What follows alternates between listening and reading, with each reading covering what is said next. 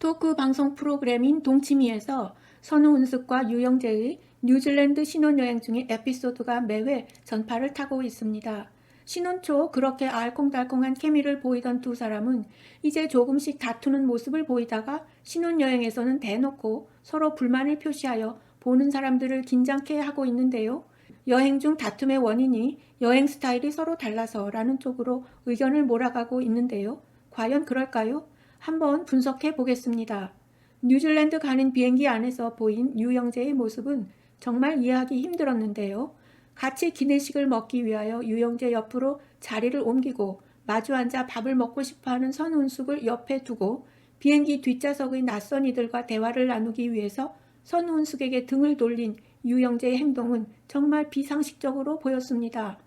같이 눈 맞추며 밥을 먹으려는 아내의 마음을 전혀 배려하지 않고 그저 평소 하던 대로 한 행동으로 보였는데요. 혼자 묵묵히 밥을 먹는 선운숙이 얼마나 민망했을까요? 다른 사람도 아닌 아내를, 그것도 신혼여행 중 이렇게 대한다는 것은 이해할 수 없는 행동입니다.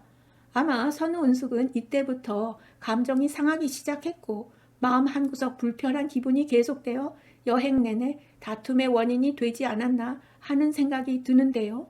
그리고 숙소에 도착하여 처음에는 환상적인 뷰를 즐기며 둘이 모두 기분이 업되었고 유영재의 달콤한 멘트로 선우은숙은 한껏 행복해 했습니다.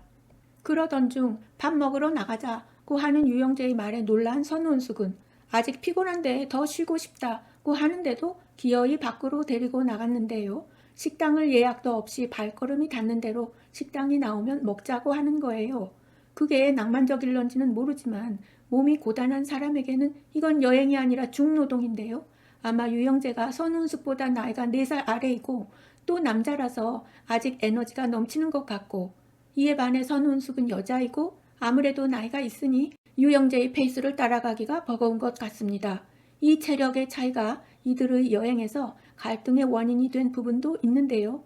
이럴 때 당연히 체력이 좋은 사람이 약한 사람에게 맞춰 주어야 하죠. 피곤이 풀릴 때까지 기다려주고 또 식당도 예약하여 가뜩이나 힘든 사람을 더 힘들게 하지 않도록 해야 하는데 유영재가 아내의 컨디션에 조금만 관심을 갖고 있다면 금방 알아차릴 수 있는 부분인데 참 눈치가 없는 건지 상대방에 대한 배려심이 부족해 보이네요. 그 다음날 유명 관광지인 산으로 트레킹을 가는 여행 코스가 잡혀 있었는데 가는 도중 운전기사가 이 근처 물빛이 아름다운 호수가 있다고 하자 유영재는 오케이 거기로 가자고 즉답을 냅니다. 아니 생각해보세요. 이 여행은 오기 전에 아내와 의견을 맞추어 계획된 코스가 있었습니다. 만약 이 코스를 변경하고 싶으면 당연히 같이 가는 아내에게 이렇게 바꾸고 싶은데 어떻게 생각해요? 하고 의견을 묻고 동의를 구해야 하는 거 아닙니까? 만약 직장 상사나 동료와 여행을 간다고 할 때도 이렇게 상대방의 의견도 묻지 않고 마음대로 계획을 변경할 무례함을 범할 사람은 없겠죠? 그런 건 당연한 일이라고 인식하면서도 아내와의 약속은 마음대로 깨버려도 괜찮다는 인식은 도대체 어디서부터 기인한 생각인지 알 수가 없는데요. 유영재뿐만 아니라 가부장적인 인식을 가진 한국의 많은 남편들이 아직도 이러한 생각을 하고 있는 것 같습니다. 선운숙은 아마 이때에도 굉장히 기분이 상해서 남은 시간 동안의 여행이 그리 행복하지 않았을 것입니다.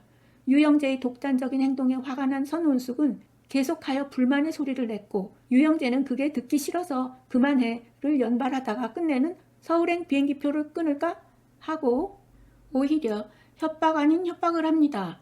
여행은 계획을 짜서 가는 것이 보편화된 개념입니다. 그래야 비용도 절약하고 정해진 시간 안에 보다 많이 효율적으로 관광을 할 수 있으니까요.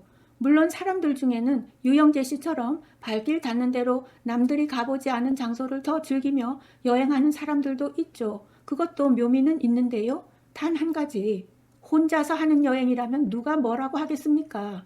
요는 동반자가 있는데 상대방이 원치 않는다면 당연히 미리 협의를 해서 서로 동의를 한 가운데 여행을 해야죠.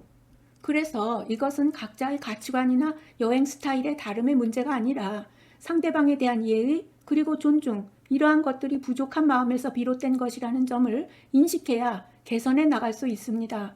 우리나라 사람들이 크게 부족한 점이 남에게는 갖은 배려를 하면서 막상 집에 있는 아내나 식구들에게는 좀 함부로 하는 경향이 있다는 거예요.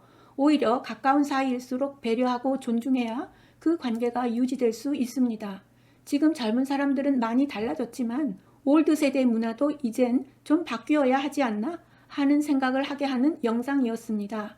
시청해 주셔서 감사합니다. 제게 힘이 되는 구독, 좋아요 꼭 부탁드립니다. 늘 행복하세요.